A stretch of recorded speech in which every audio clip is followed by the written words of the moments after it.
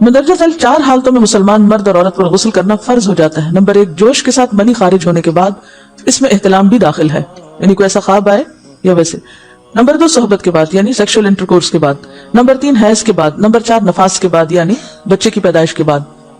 اس میں یاد رکھیے کہ بہت سے لوگ پوچھتے ہیں کہ اگر خواتین انٹرنل چیک اپ کرواتی ہیں تو کیا اس سے غسل واجب ہوتا ہے؟ تو کوئی غسل واجب نہیں ہوتا جب تک کہ ان 4 چیزوں میں سے کوئی چیز نہ ہو۔ اس میں یاد رکھیے کہ بہت سے لوگ پوچھتے ہیں کہ اگر خواتین انٹرنل چیک اپ کرواتی ہیں تو کیا اس سے غسل واجب ہوتا ہے؟ تو کوئی غسل واجب نہیں ہوتا جب تک کہ ان 4 چیزوں میں سے کوئی چیز نہ ہو۔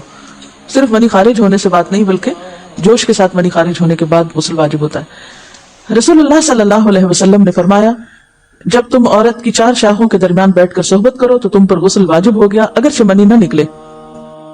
آپ نے غور کیا ہوگا کہ طہارت کے مسائل بہت تفصیل کے ساتھ اور اپنے اندر بہت ڈیٹیلز رکھتے ہیں، اور بہت سے موضوعات ایسے ہیں کہ جو انسان کی ظاہری زندگی نہیں بلکہ اس کی نجی اور ذاتی زندگی سے متعلق بھی ہیں، لیکن اس طرح پبلکلی ان کو پڑھانا اور ان کو سکھانا یہ بھی ایک ضرورت ہے، کیونکہ آپ صلی اللہ علیہ وسلم نے انصار کی خواتین کی تعریف کی کہ انصار کی خواتین کتنی اچھی ہیں جنہیں حیا دین کا علم حاصل کرنے سے نہیں روکتا۔ تو سوال یہ پیدا ہوتا ہے کہ آخر اتنی تفصیلات کیوں، اور بعض لوگ اس کو ناپسندیدہ قرار دیتے ہیں، تو ایسا کرنا ناسمجھی کی علامت ہے۔ ہم دیکھتے ہیں کہ انسان اگر اللہ کے بتائے ہوئے طریقے کے مطابق زندگی بسر کرتا ہے تو اس میں خیر ہی خیر ہے، اور وہ صرف خیر اس کی اپنی ذات تک نہیں رہتی، بعض اوقات دوسروں کی بھلائی کا ذریعہ بھی بن جاتی۔ عورت کو بھی احتلام ہوتا ہے۔ ام المومنین حضرت سلمہ رضی اللہ عنہا روایت کرتی ہیں کہ حضرت ام سلیم نے رسول اللہ صلی اللہ علیہ وسلم سے کہا، اے اللہ کے رسول، یقیناً اللہ حق سے نہیں شرماتا، یعنی حق بات اور ایک ضروری بات جو ہے اس کو واضح کرنا ضروری ہوتا ہے، اور اس معاملے میں شرم سے کام نہیں لینا چاہیے، کہیں ایسا نہ ہو کہ انسان انجانے میں غلط کام کرتا رہے۔ تو یہ کہہ کر انہوں نے مسئلہ پوچھا، کیا عورت پر غسل ہے جبکہ اس کو احتلام ہو؟ آپ نے فرمایا ہاں، لیکن جب پانی کا نشان دیکھے یعنی منی دیکھے۔ اس پر حضرت ام سلمہ نے شرم سے منہ چھپا لیا اور عرض کیا، اے اللہ کے رسول، کیا عورت کو بھی احتلام ہوتا ہے؟ آپ نے فرمایا ہاں ہوتا ہے، تیرا داہنا ہاتھ خاک آلود ہو، یعنی ایک پیار کی ڈانٹ تھی۔ اور اس میں ہو سکتا ہے کہ مزاج کا فرق ہو، بعض خواتین کے ساتھ ایسا نہ ہو اور بعض کے ساتھ ایسا ہو، لیکن اس میں جو اصل چیز ہے وہ ایکسیسو واٹر ڈسچارج ہے۔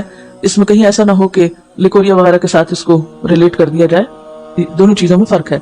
اور احتلام جو ہے وہ سوتے وقت ہوتا ہے، سو کر اٹھنے پر اگر انسان اپنے کپڑوں پر زیادہ ڈسچارج دیکھے، خواہ کوئی خواب یا کوئی فیلنگ یاد نہ بھی ہو، تو پھر غسل کرنا ضروری۔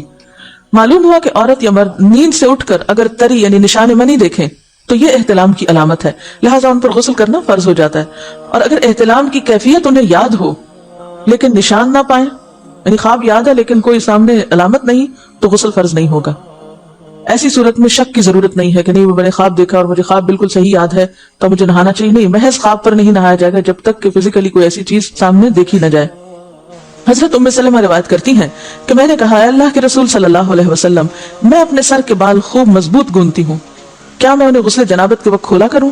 آپ نے فرمایا ان کا کھولنا ضروری نہیں، تیرے لیے یہی کافی ہے کہ 3 لپ پانی اپنے سر پر ڈالے، پھر اپنے سارے بدن پر پانی بہائے، پس تو پاک ہو جائے گی۔ یعنی بالوں کی جڑیں بھیگنا، سکن بھیگنا ضروری ہے، سارے بال کھولنا ضروری نہیں ہے۔ جنبی کے بالوں کا مسئلہ، حضرت عائشہ کو خبر ملی کہ حضرت عبداللہ ابن عمر عورتوں کو غسل جنابت کے لیے بال کھولنے کا حکم دیتے ہیں۔ فرمانے لگی، ابن عمر پر تعجب ہے، انہوں نے عورتوں کو تکلیف میں ڈال دیا، وہ انہیں سر منڈوانے کا حکم کیوں نہیں دے دیتے؟ یہ حضرت عائشہ کی ڈانٹ تھی، یعنی وہ یہ تو کہنے کہ عورتیں بال کھول کھول کے نہائیں، تو وہ پھر سیدھا یہی کہیں کہ عورتیں بال منڈوا لیں۔ میں اور رسول اللہ صلی اللہ علیہ وسلم ایک ہی برتن میں غسل کرتے، اور میں اپنے بال کھولے بغیر سر پر 3 چلو سے زیادہ پانی نہیں ڈالتی تھی۔ معلوم ہوا کہ غسل جنابت کے لیے بال کھولنے کی ضرورت نہیں، مگر یہ حکم صرف غسل جنابت کا ہے، غسل حیض کے لیے بالوں کا کھولنا ضروری ہے، کیونکہ وہ مہینے میں 1 دفعہ۔ حضرت عائشہ سے روایت ہے کہ انہیں رسول اللہ صلی اللہ علیہ وسلم نے غسل حیض کے لیے فرمایا، اپنے بال کھولو اور غسل کرو۔ اس میں آپ دیکھیے کہ دونوں چیزوں میں فرق کیوں ہے، دونوں کی نوعیت فرق ہے، اور حیض جو ہے وہ ایک نجاست کی کیفیت بھی ہے نا، قل هو اذى، تو اس کے بعد نہانا اور نہا کر خوشبو لگانا خاص طور پر اس کا سارا حکم آتا ہے، لیکن غسل جنابت میں نجاست کی وہ کیفیت نہیں ہے، یعنی حیض کا خون اور منی جو ہے ان دونوں کے حکم میں بھی فرق ہے، ٹھیک ہے نا۔ بعض علماء کے خیال میں جو منی ہے اٹ سیلف وہ ناپاک چیز نہیں ہے، اگر کسی کپڑے وغیرہ کو لگ گئی تو وہ کپڑا ناپاک نہیں ہے، اگر اس کو خشک ہونے پر کھرچ کے صاف کر دیا جائے تو کپڑا صاف ہو جائے گا، لیکن خون حیض پر آپ صلی اللہ علیہ وسلم کیا فرمایا، چٹکیوں سے مل مل کے اس کو صاف کر کے دھوئے تو ان دونوں میں بھی فرق ہے، لہٰذا ان دونوں